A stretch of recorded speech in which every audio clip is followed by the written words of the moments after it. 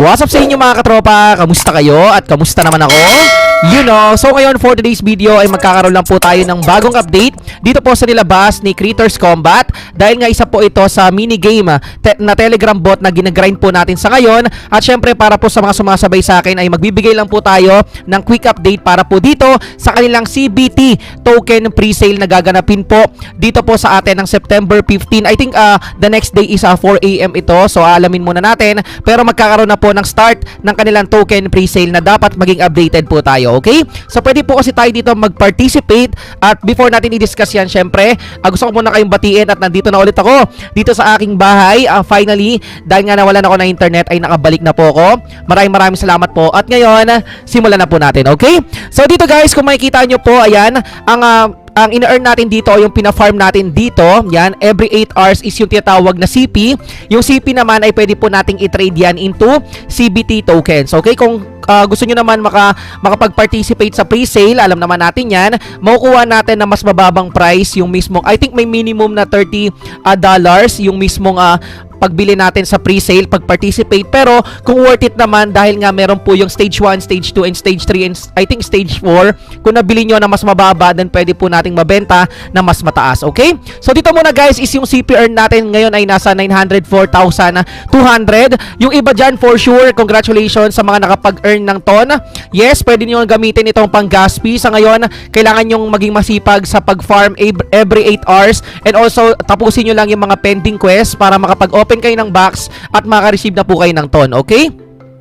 So dito guys, ito yung mga quest or yung mga tasks. After po nyan, ay pwede na rin kayo mag-farm. So sasabayin nyo lang po yun. Then after po nun, ay pwede na kayo mag-open ng box at makaka-receive na po kayo at makaka-earn agad ng ton. So ibig sabihin guys, kahit wala pa po yung, di ba may earning feature na agad, kahit wala pa po yung pa-airdrop nitong si Creators Combat. Okay? So sayang din naman dahil nga pang gas free yan. Okay? So dito sa kanilang roadmap, may kita nyo, malapit na po tayo dito. Actually, ito na yung mismong ongoing. Malapit na maging ongoing yung September 15, 2024. 20 o'clock UTC. I think itong pre-sale na to is magiging ongoing by the next day ata 4 AM. So alamin natin. And syempre TGE and stocking is the next month naman po. So hihintayin lang po natin yan. Okay? Syempre pwede pa rin kayong mag-invite dyan guys dahil nga mas mataas na referral ay mas marami kayong CP na ma-earn. And syempre mas marami kayong CBT token na syempre pwede ma-convert. Okay? So dito pag-usapan muna natin itong CBT pre-sale. May kita nyo, 1 day to go, which is kahapon nila to pinost at ngayon pag-usapan natin, okay? The CBT token pre-sale is officially scheduled to begin on September 15, 2024 at ayan nga yung oras niyan and yung date, and also yung pre-sale ay meron siyang round. So yung first round is syempre kung nakaabot ka dito at mabilis kang bumili, $0.01 per CBT token. Yung second round naman is 0.02. The third round is 0.03 per CBT, and then, ayun pala, third round lang pala, okay? So, mas maganda na kapag sa first round pa lang nabili mo, dahil nga 0.03 yung CBT kapag naka sa third round na. So, mas maganda na mauna po kayo, okay? So, may minimum purchase lang po tayo na $30. Then, yung methods na payment ay pwede naman po, which is confirmed na, which is sa TON network and sa USDT by BEP20 network, okay? So, dito guys, yung supported wallet niyan, syempre pwede tayong gumamit ng Telegram wallet, yung TON Keeper, yan, ginagamit natin ngayon, yung SafePal, Trust Wallet, and syempre yung MetaMask. Marami rin gumagamit yan, okay? So dito nakalagay rin na all channels will be silenced for 2 hours to prevent fraudulent links from being posted.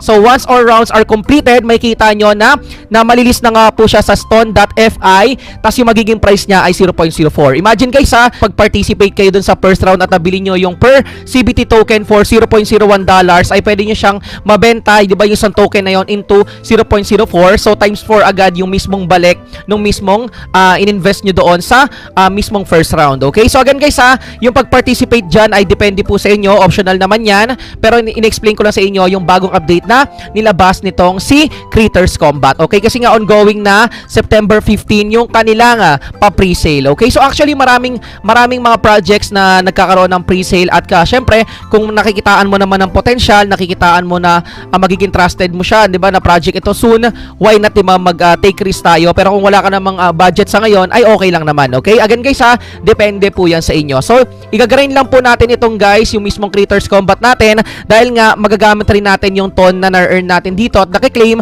syempre sa mga ibang crypto projects. Sayang rin naman yan. Okay? Napakadali lang laruin ito guys. Okay? And also, pag-usapan na rin natin guys itong Keystars. Actually, ito ay nabasa ko lang sa kanilang white paper, sa last section ng kanilang white paper, na kung saan kung ikaw ay content creator, maganda maging inform ka dito dahil nga si Keystars, ina-address niya yung several key issues na kinakaharap syempre na encounter ng mga content creators, syempre kagaya ko. At kung ikaw rin nagko-content ka, for sure dapat malaman mo to. Diba? Number 1 is yung monetization challenges, followed by decentralization. Number 3 is yung crypto payments and inclusivity. So ilalagay ko lang dyan yung link dyan sa may pin comment section sa baba and description para ma-share ko rin po sa inyo to at mabasa nyo.